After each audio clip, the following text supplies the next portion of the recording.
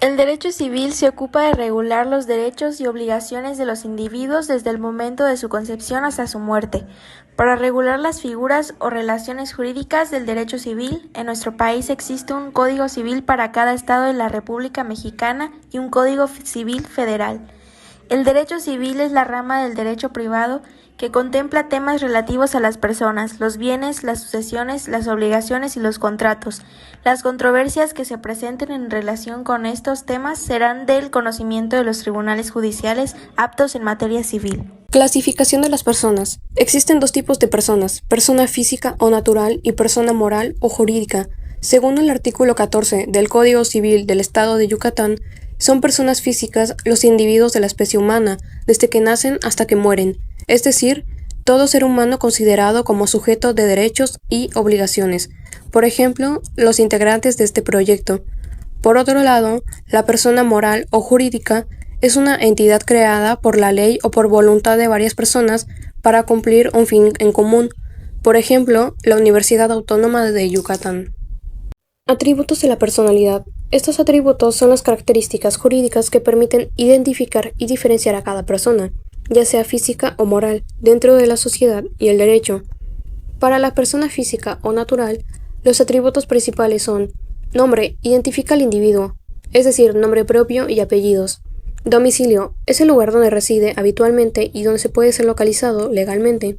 Estado civil, es la situación familiar y matrimonial, ya sea soltero o casado. Capacidad jurídica.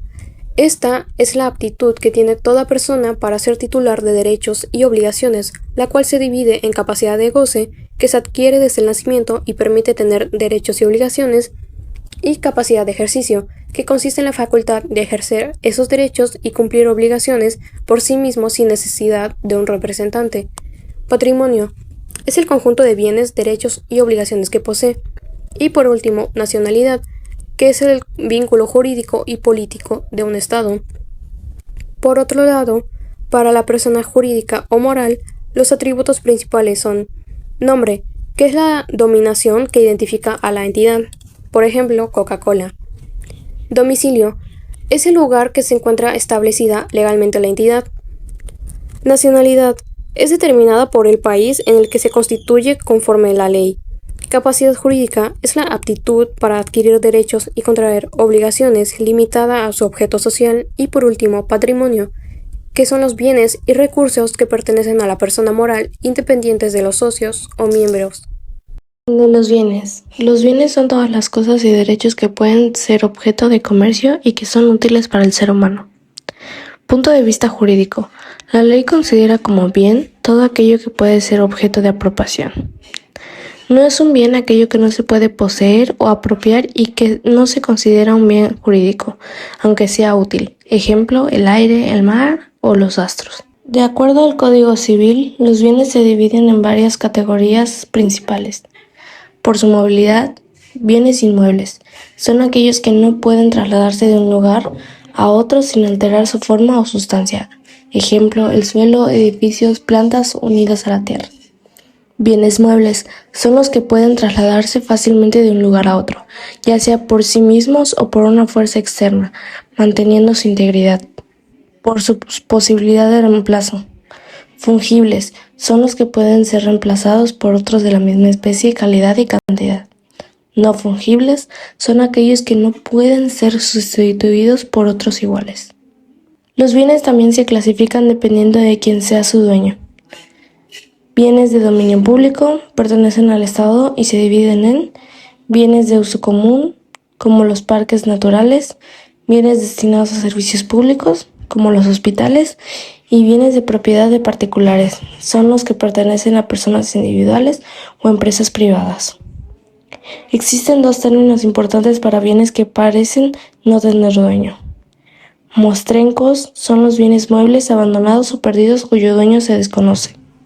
Vacantes son los bienes inmuebles que no tienen un dueño cierto o conocido. La obligación es una relación legal en la que una persona llamada acreedor tiene el derecho de pedirle a otra persona llamada deudor que cumpla con algo, ya sea dar, hacer o no hacer. Si el deudor no cumple, puede tener que responder con sus bienes o dinero. Un ejemplo sería, si alguien te presta dinero, tú tienes la obligación de devolverlo. Si no lo haces, la ley puede obligarte a pagarlo. Puede tratarse de imposición legal, moral o social. La moral es el deber que nace de la conciencia o de los valores de la persona. El social es el deber que surge de las normas o costumbres de la sociedad. El legal es la obligación establecida por la ley y que se puede exigir legalmente. Hay dos tipos de obligaciones. La natural, que se cumple por la conciencia y no se puede exigir por la ley. Un ejemplo sería pagar una deuda que ya prescribió, o sea que ya pasó el tiempo de exigir, pero la persona decide pagarla por honestidad. Y la civil, que está reconocida por la ley y se puede exigir ante un juez. Ejemplo, cuando una persona firma un contrato de renta, tiene la obligación de pagarle la renta. Si no paga, el dueño puede exigir un pago legalmente. Los contratos. El contrato es un acuerdo de voluntades verbal o escrito manifestado en común entre dos o más personas. Existen varios tipos de contratos. El arrendamiento, que es por el que una persona concede a otra el uso o el goce temporal de una cosa mediante un precio cierto, aun cuando a este contrato las partes le dieran cualesquiera otras denominaciones. Un ejemplo de esto puede ser cuando se renta una casa para vivir en ella o un lugar para una fiesta. La compraventa es a través del cual una parte llamada vendedor transmite la propiedad de una cosa o de un derecho a otra llamada comprador, mediante el pago de un precio cierto y en dinero. Por ejemplo, cuando se vende un coche o una casa y pagan un precio cierto por esa propiedad. El mandato es por el cual el mandatario se obliga a ejecutar por cuenta del mandante los actos jurídicos que se le encarga. Por ejemplo, que mi papá me manda a ver la renta de una casa que está a nombre de él. El comodato es toda concesión gratuita por tiempo y para su uso, haciéndose cargo del deterioro. Por ejemplo, cuando se prestan obras de arte o piezas de colección a una institución para una exhibición. Y por último, pero no menos importante, está el mutuo, que es prácticamente un préstamo. Puede ser simple, es decir, sin interés. Por ejemplo, cuando le prestas dinero a una amiga y le dices que luego se lo devuelves. Y también puede ser con interés, por ejemplo, cuando se hace un préstamo en el banco. El derecho familiar se define como el conjunto de normas de orden público e interés social, encargadas de regular y proteger a la familia. En el estado de Yucatán, esta materia se rige bajo un marco jurídico especializado, principalmente a través del Código de Familia para el estado de Yucatán. La familia es un conjunto de personas que están unidas por vínculos de parentesco, matrimonio o adopción, y que mantienen una relación de convivencia, apoyo y cuidado entre ellas. El matrimonio es una institución en la que dos personas se unen legalmente, sin importar el género, para formar una familia y tener derechos y obligaciones ante la ley. Un ejemplo serían dos personas que se casan en el registro civil y adquieren derechos y obligaciones como esposos. El régimen matrimonial es el sistema que establece cómo se administra el dinero y los bienes dentro del matrimonio. Hay dos tipos de régimen matrimonial: el de bienes mancomunados, que son los bienes y el dinero que pertenece a los dos esposos. Un ejemplo sería que uno de los esposos compra una casa durante el matrimonio, la casa pertenece a los dos, y de separaciones de bienes. Cada esposo conserva y administra sus propios bienes. Un ejemplo sería que si uno de los esposos compra un carro, el carro es solo de esa persona, no del otro. Capitulaciones matrimoniales son acuerdos que hacen los esposos ante un notario, antes o después del matrimonio, para decidir si tendrán sociedad conyugal, o sea, bienes comunados o separación de bienes, y cómo se administrarán. Un ejemplo sería que antes de casarse la pareja firma un documento ante un notario, donde acuerdan que tendrán separaciones de bienes y cada uno maneja su propio dinero.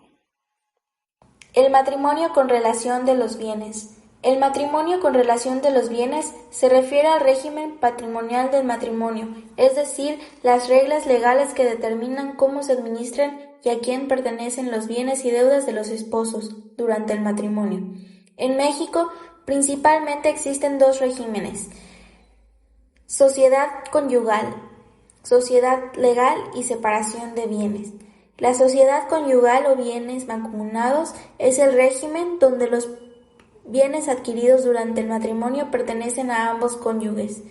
En la separación de bienes es el régimen en el que cada cónyuge conserva la propiedad de sus bienes y administra su patrimonio de forma independiente. Esto se elige mediante un acuerdo llamado capitulaciones matrimoniales, que se firma antes o durante el matrimonio y queda registrado en el acta matrimonial. El concubinato, unión estable y pública entre un hombre y una mujer que cohabitan sin estar casados. Puede generar derechos y obligaciones similares a un matrimonio, especialmente para los hijos nacidos de la unión, si han convivido al menos 2 años o han procreado hijos en común. El divorcio. Un divorcio es un procedimiento jurídico que disuelve el matrimonio y pone fin a la unión conyugal y a todos sus efectos civiles, sociales y patrimoniales. Permite que las dos personas involucradas puedan continuar su vida solteras o incluso volverse a casar. En México existen 4 formas de divorcio que son divorcio voluntario o por mutuo consentimiento, divorcio incausado o exprés, divorcio administrativo y el divorcio necesario o contencioso. El divorcio voluntario se acuerda cuando ambos cónyuges de forma consensuada y previo acuerdo mediante convenio regulador deciden acudir a los tribunales a solicitar el cese del vínculo matrimonial, mientras que el divorcio incausado se plantea por uno de los cónyuges mediante demanda ante los tribunales, siendo notificada al otro cónyuge, junto con el documento en donde se regulan las medidas acordadas en el cuidado de los hijos del matrimonio, así como los bienes y propiedades existentes dentro de la relación matrimonial. El divorcio administrativo guarda similitudes con el divorcio voluntario o de mutuo acuerdo, desde el punto de vista de la conformidad entre la pareja al tomar la decisión de solicitar el cese de la relación matrimonial. Pero este tipo de divorcio exige como requisitos a cumplir que el matrimonio hubiera persistido durante más de un año, que entre los cónyuges no tengan hijos en común, que hubiera decidido liquidar el régimen económico matrimonial. Esta modalidad de divorcio se diferencia de los demás al ser tramitado por el juez encargado del registro civil de la localidad donde pertenezca al domicilio del matrimonio. El divorcio necesario es la clase de divorcio por el cual se emite demanda por uno de los cónyuges ante el juez de la primera instancia de la familia, solicitando el cese en la relación matrimonial, así como todas las medidas en relación al régimen y custodia de menores y división de bienes en común. Entre las causas del Código Civil por las que se solicita el divorcio administrativo podemos encontrar abuso de menores o abandono del hogar, adulterio comprobado, incitación a la prostitución por parte de un cónyuge, no aportar al hogar el sustento necesario para vivir, en especial si se tienen hijos, violencia intrafamiliar, infecciones de transmisión sexual, incumplimiento de las obligaciones del matrimonio, calumniar al otro cónyuge. El parentesco y su clasificación. El parentesco es la relación jurídica que existe entre personas que pertenecen a una misma familia, porque descienden de un antepasado común por matrimonio o por adopción, y produce derechos y obligaciones entre los miembros de la familia. Es importante ya que gracias a ellos existe el derecho de la herencia, la obligación de los alimentos, impedimentos para contraer matrimonio y la tutela. Este consiste en el parentesco por consanguinidad, como por ejemplo padres e hijos, abuelos y nietos, etc. También el parentesco por afinidad, que es el que surge por el matrimonio y se da entre un cónyuge y los parientes del otro. El otro es el parentesco civil, que se origina por la adopción. Ahora hablaremos sobre la diferencia entre patria, potestad, tutela, curatela y adopción, que son figuras jurídicas de protección de presentación. Primero, la patria potestad. Su definición como tal es el conjunto de derechos y deberes que tienen los padres sobre los hijos menores de edad no emancipados. Esto incluye la guarda, educación, representación legal y administración de bienes de los hijos. Esto para proteger y fomentar integralmente al menor. Por ejemplo, los padres deciden sobre la escuela del hijo y administran sus bienes hasta que alcance la mayoría de edad. Después está la tutela. Como tal, la tutela es la institución jurídica que protege a menores de edad que no están bajo patria potestad o personas incapaces. Por ejemplo, un tutor designado por la ley o por los padres en testamento. Es así que el tutor representa legalmente al tutelado y administra sus bienes. ya que así se puede sustituir la patria potestad cuando ésta ya no existe. Ahora, la curatela es la institución destinada a asistir y complementar la capacidad de ejercicio de personas que, aunque tienen cierta capacidad, requieren apoyo, por ejemplo, protegidos, personas con discapacidades parciales. Así es como un curador nombrado por la autoridad jurídica. El curador no sustituye, sino que asiste al curatelado en actos jurídicos importantes para evitar abusos y proteger el patrimonio y derechos de personas con incapacidades y limitaciones. La adopción. Este es el acto jurídico mediante el cual se crea un vínculo de filiación entre el adoptante y el adoptado, semejante a la que hay una relación de padre e hijos biológicos. Una pareja adopta a un niño, por ejemplo, y asume todos los derechos y obligaciones que los de un padre. De la sucesión. La sucesión puede comprobarse de 3 maneras, atendiendo a la voluntad del testador, es decir, quien escribe el testamento deja a alguien como heredero. Por ejemplo, que mi abuelo puso en su testamento a un sobrino de él para que se quede con su dinero, a lo que disponga este código y demás leyes aplicables. En este caso, como se dijo anteriormente, se hace lo que la ley establece.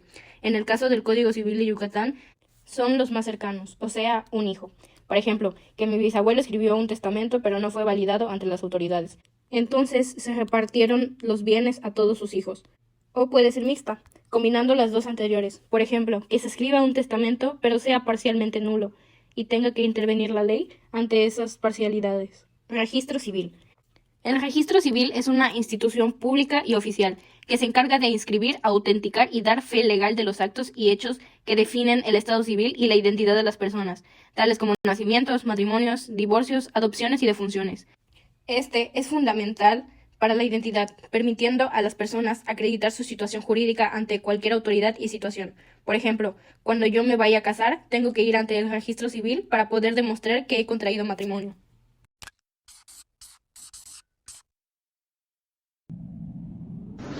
El estudio del derecho civil y familiar es importante porque permite entender cómo las leyes organizan distintos aspectos de la vida cotidiana, como el uso del nombre, los bienes, los contratos y la formación de una familia.